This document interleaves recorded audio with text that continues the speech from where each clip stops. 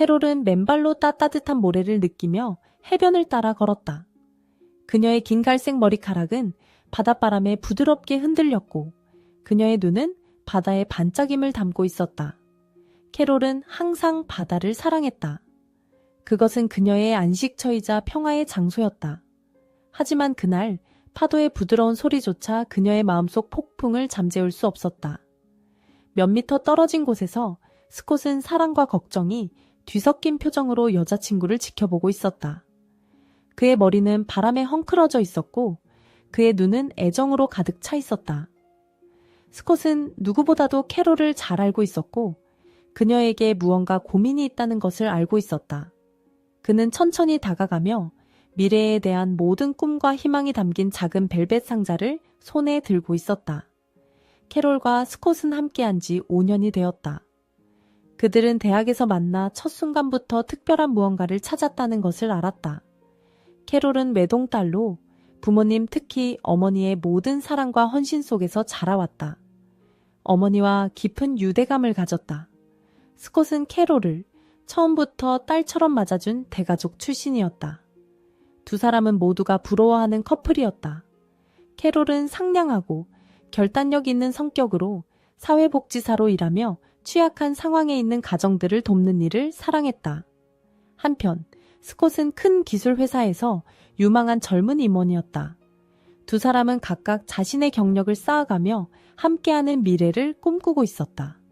모든 것이 완벽해 보였던 몇 달 전까지만 해도 캐롤의 어머니가 심각한 후유증을 남긴 뇌졸중을 겪었을 때까지는 그랬습니다. 갑자기 젊은 여성의 세상은 뒤집혔습니다. 캐롤은 주저없이 직장을 그만두고 아버지를 도와 어머니를 돌보기로 했습니다. 그것은 어려운 결정이었지만 그녀는 그것이 올바른 선택이라는 것을 알고 있었습니다. 그 사이에 스콧의 경력은 궤도에 올랐습니다. 그는 마치 꿈에서나 있을 법한 제안을 받았습니다. 전국 반대편에 있는 회사 지점에서의 리더십 직위와 스콧과 캐롤이 수년간 편하게 살 수 있는 급여가 제공되는 자리였던 것입니다. 어느 오후 스콧은 그의 아버지에게 그 소식을 전하기로 결심했습니다. 그의 아버지는 친절한 눈과 다정한 미소를 가진 중년의 남자였습니다. 그들은 가족의 집 뒤뜰에 앉아 있었고 스콧의 어머니가 정성껏 가꾼 장미향에 둘러싸여 있었습니다. 아버지, 드릴 말씀이 있어요. 스콧은 흥분과 걱정이 섞인 목소리로 시작했습니다. 제가 항상 꿈꿨던 그 승진 제안을 받았어요. 아버지의 얼굴은 자랑스러움으로 빛났습니다. 그거 참 훌륭하구나, 아들아. 정말 기쁘다. 네가 열심히 일한 보람을 느낄 자격이 있구나. 스콧은 미소를 지었지만 그의 표정은 곧 진지해졌습니다. 문제는 제가 나라 반대편으로 이사해야 한다는 거예요. 스콧의 아버지는 아들의 딜레마를 즉시 이해해야 하고 얼굴을 찌푸렸다. 그리고 캐롤은 스콧은 깊은 한숨을 내쉬었다.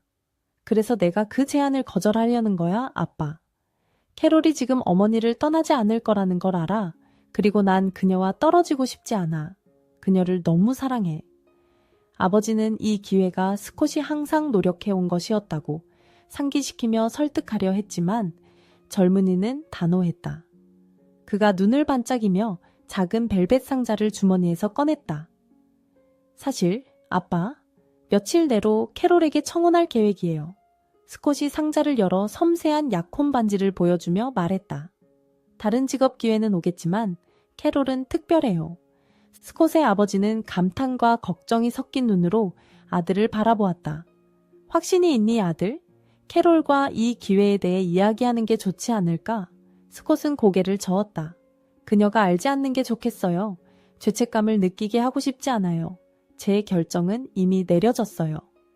같은 날 밤, 스콧의 가족은 그의 어머니의 생일을 축하하기 위해 저녁 식사를 준비했다. 물론 캐롤도 거기에 있었지만 그녀는 멍하니 생각에 잠긴 듯 보였다. 스콧의 아버지는 잠시 그녀를 지켜보다가 다가가기로 결심했다. 어머님은 어떻게 지내시니, 캐롤? 그는 부드럽게 물었다. 캐롤은 억지로 미소를 지었다. 조금씩 나아지고 있지만 아직 갈 길이 멀어요.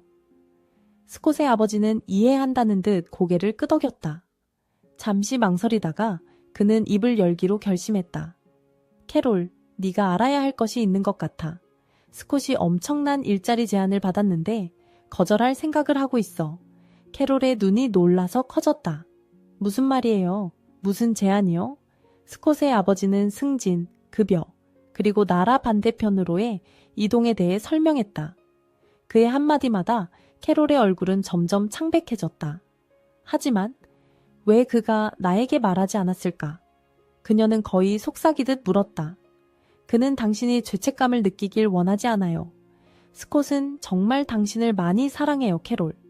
그는 당신을 위해 이 기회를 포기할 준비가 되어 있어요. 스콧의 아버지의 말은 납처럼 캐롤에게 무겁게 다가왔다. 그녀는 그날 밤 거의 잠을 이루지 못했고 마음속은 상반된 생각과 감정으로 소용돌이쳤다. 며칠 후 스콧은 캐롤을 해변 산책에 초대했다. 그곳은 그들에게 특별한 장소였고 행복한 추억이 가득했다. 손을 잡고 걸으면서 스콧은 캐롤이 이상하고 멀게 느껴지는 것을 눈치챘다. 괜찮아, 사랑? 너희 어머니 때문이야? 그는 걱정스레 물었다. 캐롤은 걸음을 멈추고 스콧의 손을 놓았다. 그녀의 녹색 눈에는 눈물이 가득 차 있었다. 마침내 그녀가 말했다. 스콧, 나 예전처럼 널 사랑하지 않는 것 같아. 스콧의 세상은 무너지는 듯했다. 약혼 반지가 든 상자는 그의 주머니 속에서 닷처럼 느껴졌다. 무슨 뜻이야, 캐롤?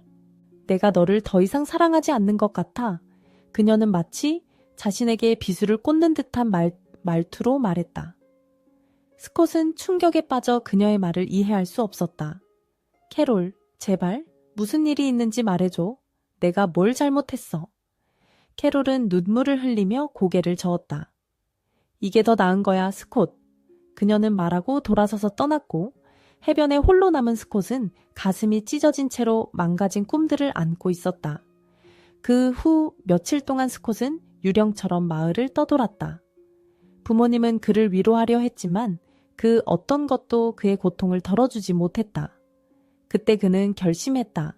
승진을 받아들이고 멀리 이사를 가겠다고. 어쩌면 거리와 새로운 시작이 깨진 마음을 치유하는 데 필요한 것이었으리라. 스콧의 떠나는 소식은 빠르게 퍼져나갔다. 캐롤은 친구들을 통해 그 소식을 들었고 세상이 무너져 내리는 듯한 기분이 들었다. 그녀는 스콧을 놓아주어 그가 자신의 꿈을 자유롭게 쫓아갈 수 있도록 한 것이 올바른 선택이라고 생각했다. 그러나 그를 영원히 잃는다는 생각은 참을 수 없었다.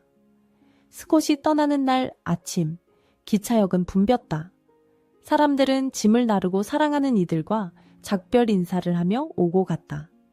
스콧은 그곳에 홀로, 발밑에는 여행 가방이 놓여 있었고 그는 무거운 마음을 안고 있었다.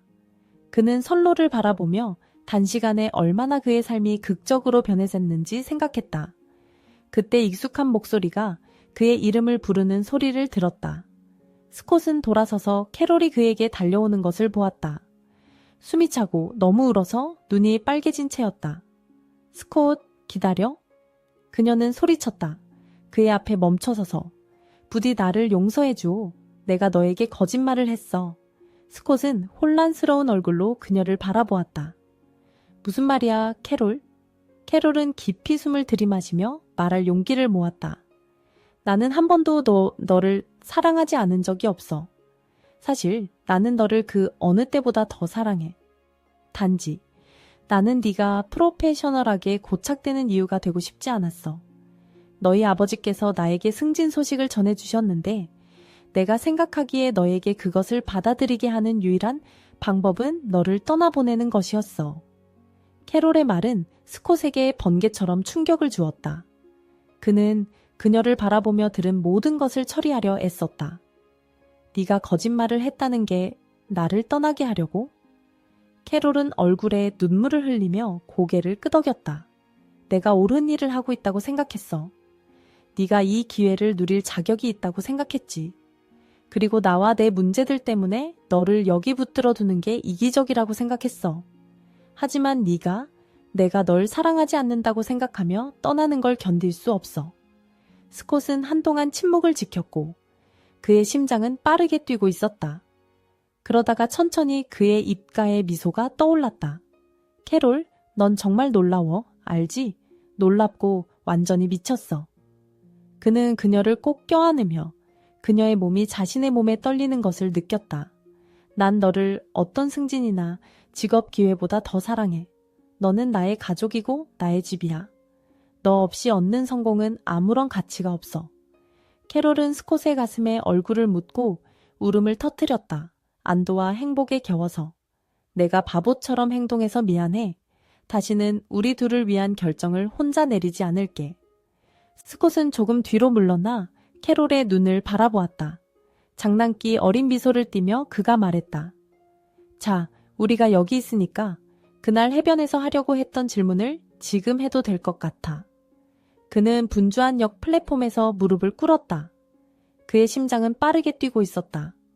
그는 주머니 속으로 손을 넣었지만 곧 반지가 없다는 것을 깨달았다. 그가 아주 낙관적인 꿈에서도 이 제안을 하게 될 거라고 상상하지 못했다. 그의 손가락은 거기에 있는 어떤 것을 찾다가 작은 종이 클립을 찾아냈다. 그는 주저하지 않고 그것을 집어들었고 결연한 미소와 함께 서둘러 그것을 반지 모양으로 접기 시작했다. 완성했을 때 그는 즉흥적으로 만든 약속의 상징을 들어 올리고 캐롤을 바라보며 감정으로 반짝이는 눈빛을 보였다. 캐롤, 내 사랑이자 내 가장 친한 친구이자 모든 일에서 나의 동반자.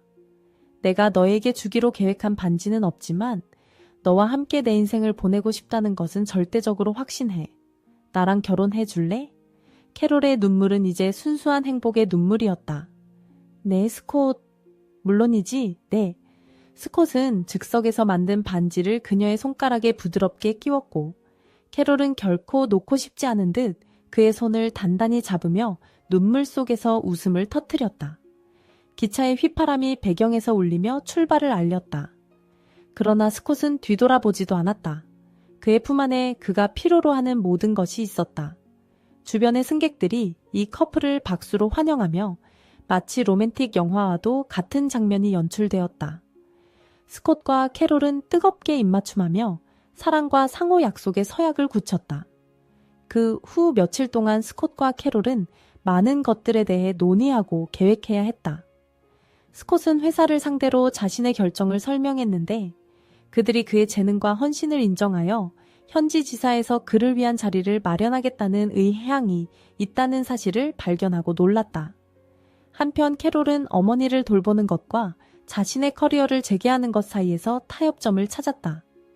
스콧과 부모님의 도움으로 그녀는 파트타임 사회복지사로 다시 일할 수 있도록 돌봄 체계를 마련할 수 있었다. 캐롤의 어머니는 천천히 그러나 꾸준히 회복해 나가며 딸이 스콧과 함께 행복하고 충만한 모습을 보고 더 큰 힘을 얻는 듯했다. 결혼식은 6달 뒤 모든 것이 거의 끝날 뻔했던 바로 그 해변에서 진행되었다. 그러나 이번에는 슬픔의 눈물이 아닌 기쁨의 눈물만이 있었다. 캐롤의 어머니는 여전히 휠체어에 있었지만 그녀의 딸이 입장하는 모습을 자랑스럽게 지켜보았다.